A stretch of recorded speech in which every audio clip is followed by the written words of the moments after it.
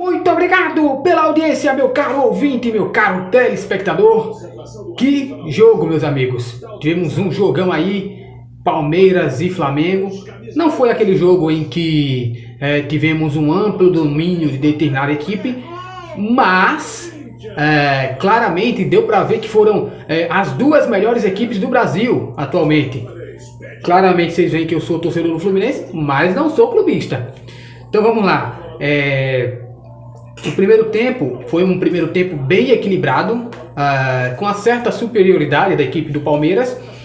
No entanto, quem abriu o placar foi a equipe do Flamengo. O Flamengo abriu o placar com um cruzamento do Ayrton Lucas, que jogou no Fluminense, aliás, e o Vitor Hugo foi lá e cabeceou sem chances para o goleiro Everton. O Everton não passou nem perto de tocar na bola. Foi o segundo gol do atacante Vitor Hugo pela equipe do Flamengo. O primeiro gol que ele marcou foi lá na Copa do Brasil contra a equipe do Altos do Piauí.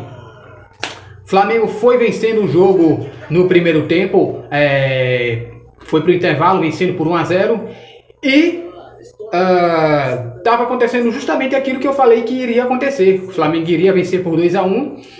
No entanto, veio o segundo tempo e a equipe do Palmeiras começa a pressionar, começa a buscar o resultado.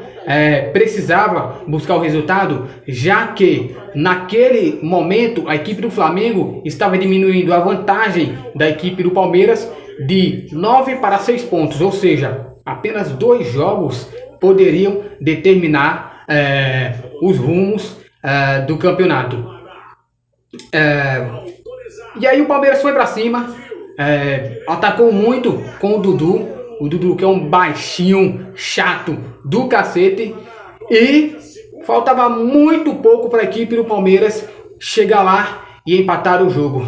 E aconteceu, só que a jogada estava irregular, estava impedido, e a torcida do Palmeiras até comemorou o gol, mas felizmente ou infelizmente o gol estava impedido.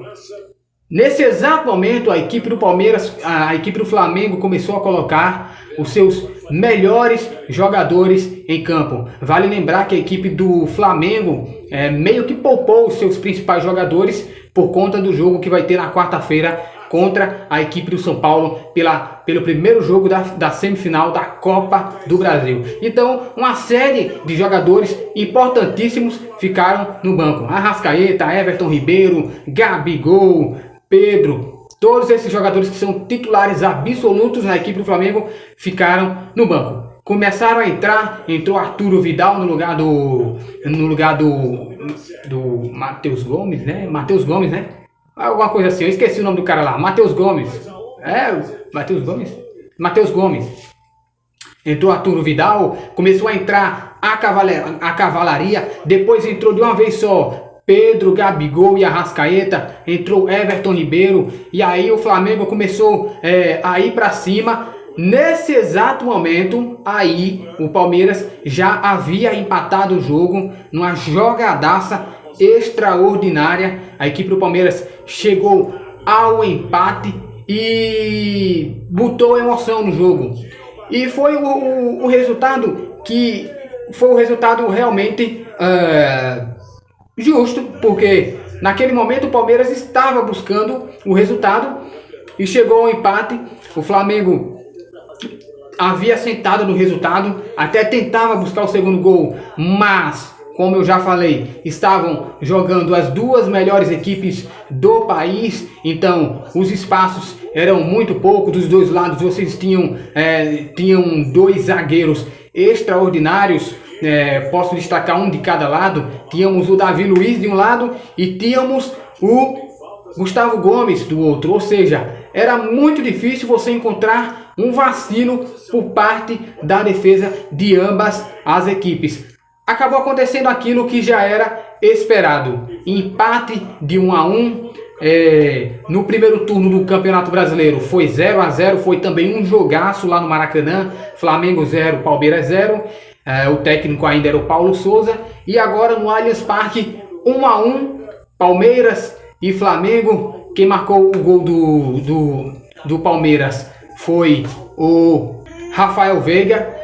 foi o Rafael Veiga, novamente decidindo o jogo aí. Depois, mais uma vez, ele tentou por cobertura. O goleiro rubro-negro estava adiantado e quase ele conseguiu surpreender, mas a bola passou muito longe, então a gente nem pode falar que ele quase conseguiu surpreender. Então eu retiro o que eu falei.